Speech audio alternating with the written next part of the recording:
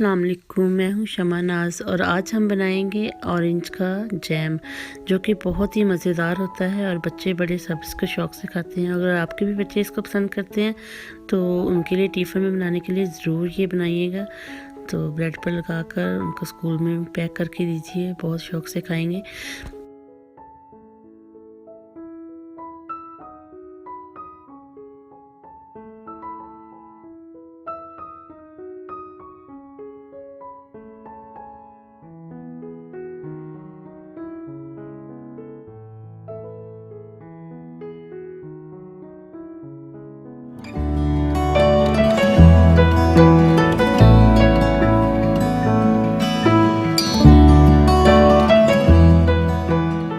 के लिए हमें चाहिए ये कटर और छुरी है। और ये देखिए ये वाले जूस ऑरेंज ये बहुत ही चीप रेट पर हमें आजकल मैसर है और इनका जूस बहुत ज़्यादा होता है और इसका कलर भी बहुत ज़बरदस्त आता है।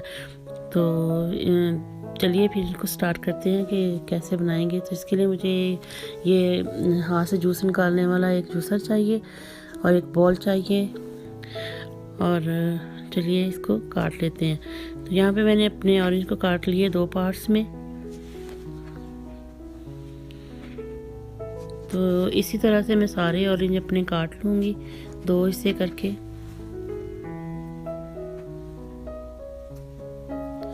ये 2 से 3 ऑरेंज मैंने रख लिए क्योंकि इसका मैं बाद में ये बताऊंगी कि किस तरह से इसको इस्तेमाल करना है। ये सारे जूस जो ऑरेंज है इसका मैंने जूस निकाल लेना है। यहाँ पे तकरीबन मैंने सारे अपने जो ऑरेंज हैं जिनको काट के रखा था उनका जूस निकाल लिया है। तो अब एक चम्मच के साथ मैं ये जितना भी पल्प है जाली के ऊपर इसको भी मैं अपने जूस के अंदर शामिल कर दूँगी। पल्प के साथ बहुत ज़्यादा फ़ायदा होगा। एक तो इसका जो टेस्ट है वो बहुत ज़्यादा ज़बरदस्त आएगा और दूसरा ये है कि इससे आपका जो जैम है वो काफ़ी थिक और काफ़ी वो दिखने में भी अच्छा बनेगा और गाढ़ा गाढ़ा सा बनेगा इसके साथ। तो यहाँ पे देखिए सारा मेरा जो पल्प और जूस मैंने निकाल लिया। तो अब इसको हम एक बाउल में ट्रांसफ़र कर लेंगे।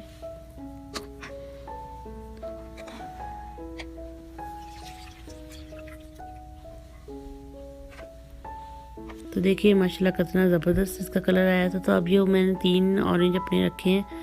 तो इनको मैं इस कटर के साथ ऊपर वाली जो स्किन है इसको ग्रेट कर लूँगी।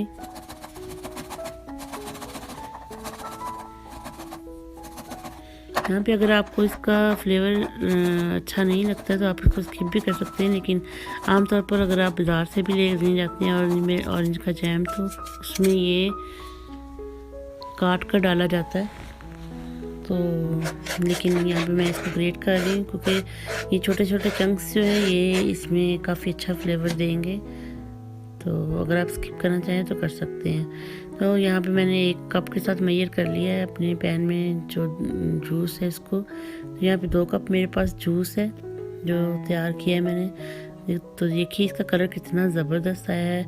कप से मापने का मकसद ये भी था कि इसमें चीनी ऐड करनी, तो उसी हिसाब से हम ऐड करेंगे। तो यहाँ पे मैं 1 कप भरकर और 1 हाफ से भी कम कप चीनी का यूज़ करूँगी इसके अंदर, क्योंकि जूस के अंदर ऑलरेडी काफ़ी मीठा था। तो और वैसे भी जो ये ऑरेंज होते हैं इसमें मैंने पानी शामिल नहीं किया, तो ये ऑरेंज का जूस ही है।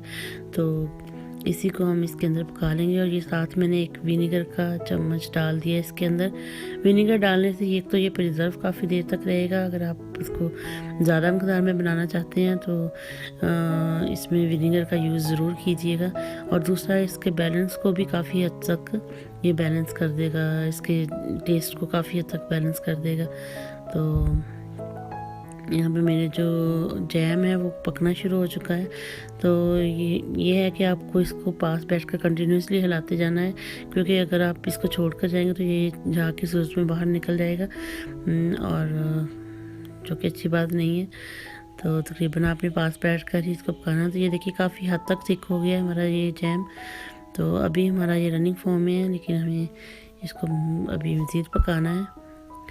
तो यहाँ पे मैं एक प्लेट के अंदर निकाल कर थोड़ा सा फ्रिज के अंदर रखूँगी ताकि चेक कर सकूँ कि इसकी कंटिन्यूसली ठंडी होने के बाद इसकी रनिंग क्या है।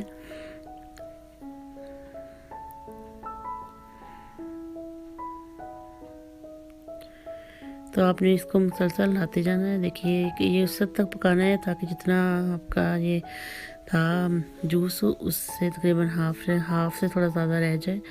तो जब ये थिक होगा तो आपको देखने में पता चल जाएगा। तो ये देखिए हमारा काफ़ी हद तक जो जैम है वो थिक हो चुका है। तो हमने अब इसको निकाल लिया।